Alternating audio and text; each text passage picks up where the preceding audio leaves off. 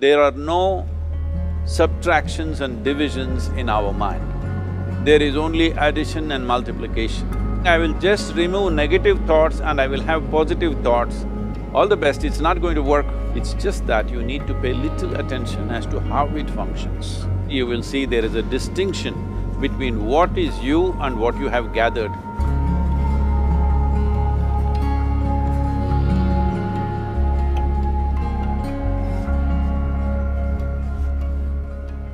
Well, see the way the question is asked and also the way normally it's addressed is, people think there is something called as negative thought and positive thought. They want to remove the negative thoughts and have only positive thoughts. For such people, I would ask them to just experiment for 10-15 seconds. Let them forcefully remove one thought from their mind. For example, next 10 seconds, just don't think of a monkey. Try not to think of a monkey for next 10 seconds. You will see you will be full of monkeys. So what I'm saying is, this is the nature of your mind, because in this mind, all the three pedals are throttle. There is no brake, there is no clutch. Whatever you touch, it will only go faster. In this kind of mind, people have been taught from moral teachers and religious teachers, do not think about bad things. Well, since then it's been a full-time job. So there is no way you can handle the mind like this. This doesn't need any great enlightenment. If you spend 2 minutes with your eyes closed, you will realize you cannot do anything forcefully with this mind. So, I want to remove negative thoughts. Do not ever go in this direction, because what you want to remove will become your quality. Always you will be on it. So what should I do? The thing is this, without understanding the fundamental mechanism of this mind, because our mind, human mind, is the most sophisticated computer on the planet. Even all the supercomputers have come out of this. When this is the case, is it not important that we understand the mechanics of how it functions? One simplistic aspect of how it functions is, there are no subtractions and divisions in our mind. There is only addition and multiplication. If you try to do something with it, it will say one more. If you try hard, it will multiply into many more. In this mind, you don't try to identify what is positive, what is negative and try to remove it. First of all, one needs to understand, this mind of yours, this body of yours is supposed to serve you. The life that you are is important. Body and mind are vehicles that must serve us. If you sit in a vehicle, it must go where you want to go. If it goes to its own destination, what is the point of such a vehicle? It's just a nuisance. Right now, most human beings are unfortunately experiencing this fantastic possibility of human mind as a nuisance, as a troublesome thing. Well, this is the most beautiful thing you have. It's just that you need to pay little attention as to how it functions. One simple thing is this. First and foremost process is, that's why we put out this process called Isha Kriya. This is to distance yourself from your physiological and psychological process. There is something called as you which exists. This is not a composite of all your thoughts and emotions and physiological processes.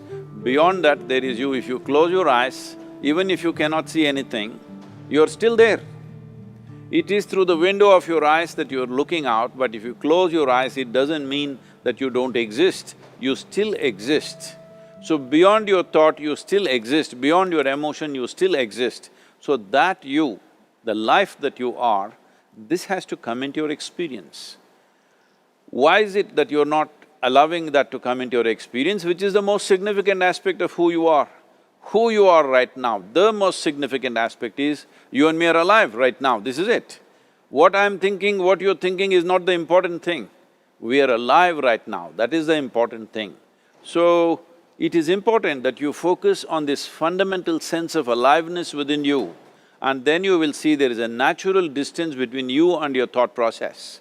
Once there is a distance between your psychological process and your physiological process, this is the end of suffering. Because there are only two kinds of suffering that human beings go through, physical suffering and mental suffering.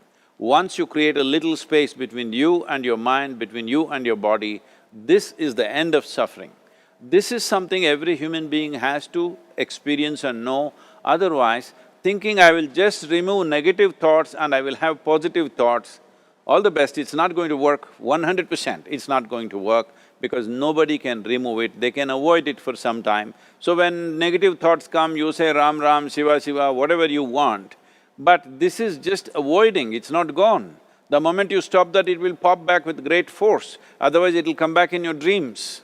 So it's very important, first of all you need to understand your anger, your resentment, your fear, your anxieties, the negativity that you generate.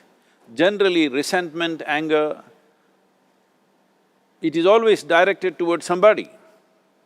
But we need to understand this is poisons that we are drinking and expecting somebody else to die.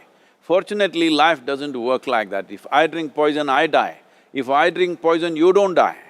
So, we need to understand this. When I say poison, today you can have yourself chemically analyzed. Right now, what is your blood work, what it says? 5 minutes of intense anger, check your blood work and see, there will be lots of negative elements in it, literally you're poisoning yourself. So, do you want to poison yourself? Definitely not. Now the very question is coming from certain helplessness, what shall I do?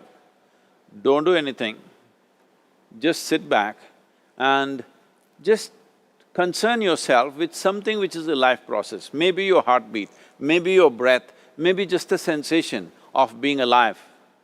Depending upon how sensitive or how perceptive you are, accordingly, find something. It could be a sensation in the body, it could be breath, it could be heartbeat, it could be anything, something which indicates life to you. Just pay attention to that for some time. Slowly you will see there is a distinction between what is you and what you have gathered, which includes both your physiological and psychological possibility or mess, whatever you made out of it.